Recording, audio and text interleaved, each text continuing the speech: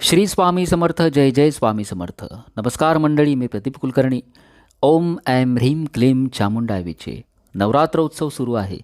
नवरात्रीमध्ये घटस्थापना, कुंकुमार्चन, दुर्गा सप्तशतीचे पाठ या सर्व सेवेनंतर महत्त्वाची एक सेवा आहे, जिला आपण म्हणतो कन्यापूजन किंवा कुमारिका पूजन. प्रत्येक स्त्रीला निसर्गाची एक देणगी आहे, ती म्हणजे मातृत्वाची. आणि नवरात्रीतील जो उत्सव असतो तो असतो मातृत्वाचा सन्मान, मातृत्वाचा गौरव. देवी माता तर संपूर्ण विश्वाची जननी आहे.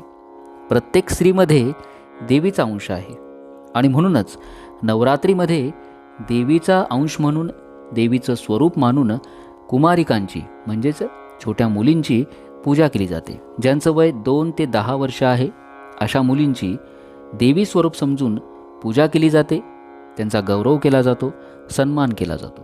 यालाच कन्यापूजन असं म्हणतात. नवरात्रीमध्ये कन्यापूजन कसं करावं, कोणत्या दिवशी करावं, त्याचा नेमका विधी काय आहे, हीच माहिती आपण आजच्या या व्हिडिओमध्ये बघणार आहोत.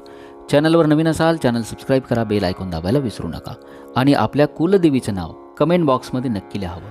आता आपल्यापैकी बऱ्याच जणांच्या घरी घटस्थापना होत नाही. त्यांनी कन्यापूजन करावं का? नक्कीच करावं. कन्यापूजन हा एक विधी आहे, हा एक उपचार आहे. देवी मातेची ती एक सेवा आहे. आपल्या घरी जरी घटस्थापना होत नसेल, आपण आपल्या घरी कन्यांना बोलून देवी स्वरूप समजून नवरात्रीमध्ये त्यांचं पूजन करू शकता. कन्यापूजन कोणी करावं? स्त्री किंवा पुरुष किंवा आपण दोघे जोडीनं कन्यापूजन करू शकतो. कन्यापूजन करताना ज्या कन्यांना, ज्या कुमारिकांना आपण पूजेसाठी बोलवणार आहात त्यांचं वय असावं 2 ते 10 वर्षापर्यंत. 10 वर्षापेक्षा मोठ्या मुली पूजेसाठी चालत नाही. त्याचं कारण असं आहे, 10व्या वर्षानंतर साधारणतः त्यांच्यामध्ये रजोगुण उत्पन्न होतात, रजोगुण प्रवेश करतात. त्यामुळंच सात्विक गुणांच्या कन्या म्हणून 10 वर्षापेक्षा लहान ज्या कन्या असतात, मुली असतात, त्यांना आपल्या घरी बोलून देवी स्वरूप समजून त्यांची पूजा केली जाते, त्यांचा सन्मान केला जातो. कन्यापूजन का करावं? कन्यापूजनाचं महत्त्व काय आहे? कन्यापूजन या विधीमध्ये साक्षात देवी मातेचं स्वरूप मानून तिचा जो अंश आहे कुमारिकेचं पूजन केलं जातं. आणि असं केल्यानं आपल्या घरामध्ये नेहमीच चांगलं आरोग्य राहतं, सुखशांती राहते, प्रसन्नता राहते, दारिद्र्य नाहीसं होतं, आपल्याला प्रत्येक गोष्टीमध्ये यश येतं, कुटुंबातील वादविवाद सर्व मिटून जातात, आपलं घर रोगमुक्त होतं, ऐश्वर्य प्राप्त होतं. कारण आपण साक्षात देवी मातेची सेवा करत असतो. परंतु यामध्ये भाव महत्त्वाचा आहे. मनोभावे या सर्व सेवा कराव्या लागतात. यामध्ये कुठलीही शंका कुशंका मनात आणायची नाही. आपल्याला जर कुठेच मुली मिळाल्या नाहीत, अनाथ आश्रमामध्ये जा, त्या ठिकाणी ज्या छोट्या मुली असतात त्यांचा सन्मान करा, त्यांना वस्त्रदान द्या, त्यांना अन्नदान द्या, त्यांची पूजा करा. कन्यापूजन कधी करावं? नवरात्रीमध्ये सप्तमी, अष्टमी आणि नवमी या 3 दिवशी कन्यापूजन करणं अत्यंत फलदायी मानलं जातं. परंतु आपल्याला शक्य असेल नवरात्रीच्या प्रत्येक दिवशी आपण कन्यापूजन करू शकतो. रोज आपण जर एका मुलीला बोलून तिचं जर पूजन केलं तरी चालेल. ज्यांना शक्य असेल नवरात्रीच्या ज्या दिवशी आपल्याला शक्य असेल त्या दिवशी आपण कुमारिका पूजन किंवा कन्यापूजन करावं. ज्यांना सप्तमी, अष्टमी, नवमी या दिवशी शक्य होईल त्यांनी त्या दिवशी कन्यापूजन करावं. 2 वर्षाची जी कन्या असते तिला कुमारिका म्हणतात. हिचं पूजन केल्यानं दारिद्र्य नाहीसं होतं. 3 वर्षाची जी असते तिला त्रिमूर्ती म्हणतात. तिचं पूजन केल्यानं आपल्या घरामध्ये सुखसंपत्ती येते. 4 वर्षाची कन्या कल्याणी नावाने ओळखली जाते, जी कल्याणकारी असते. 5 वर्षाची रोहिणी, तिचं पूजन केल्यानं आपलं कुटुंब रोगमुक्त होतं.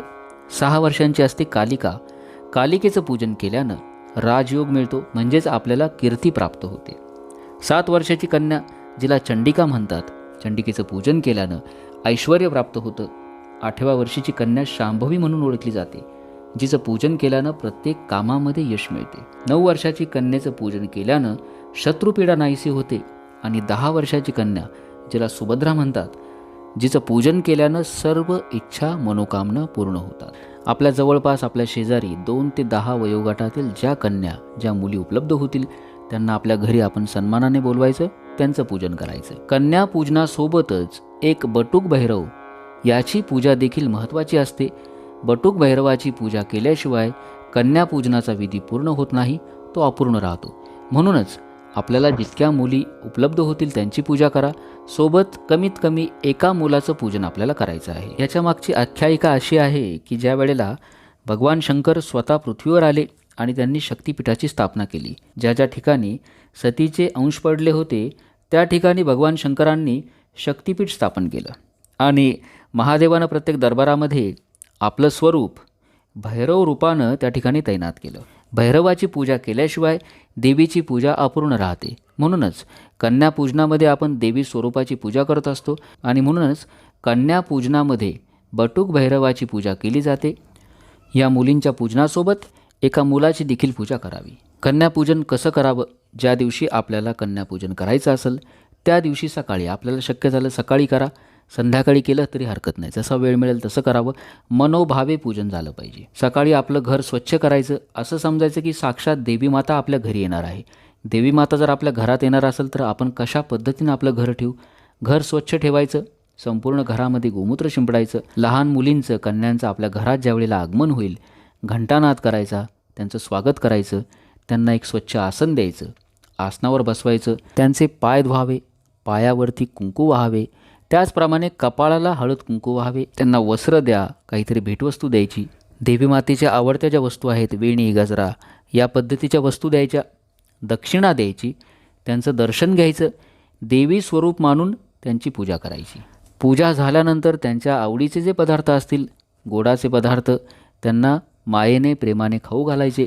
हा संपूर्ण विधी आपण मनोभावे करा. नक्कीच आपल्याला साक्षात देवी माता आपल्या घरी येऊन आपल्या हातानं केलेलं भोजन तिनं ग्रहण केलं आहे अशी अनुभूती आपल्याला येईल. ते समाधान खूप वेगळं आहे. ते शब्दात आपण सांगू शकत नाही. ते आपण नक्की अनुभवावं. आणि मग या दिवशी दुर्गा सप्तशती पाठ, नवार्णव मंत्र, जी जी सेवा आपल्याला शक्य होईल ती सेवा आपण अवश्य करावी. मगाशी सांगितल्याप्रमाणे नवरात्रीतील 9 दिवसांपैकी कुठल्याही दिवशी आपण कन्यापूजन करू शकतो. सप्तमी, अष्टमी आणि नवमी या दिवशी जर आपल्याला शक्य झालं अतिउत्तम. नाही शक्य झालं कुठल्याही दिवशी कन्यापूजन करा, परंतु नवरात्रीत एकदा का होईना कन्यापूजन अवश्य करावं. माहिती जर आपल्याला आवडली असेल जास्तीत जास्त देवी भक्तांपर्यंत शेअर करा. काही शंका असल्यास विचारा. कमेंट बॉक्समध्ये आपल्या कुलदेवीचं नाव लिहायला विसरू नका. चॅनल सबस्क्राईब करा. श्री स्वामी समर्थ. जय जय स्वामी समर्थ. ओम श्री रेणुका देवे नमः.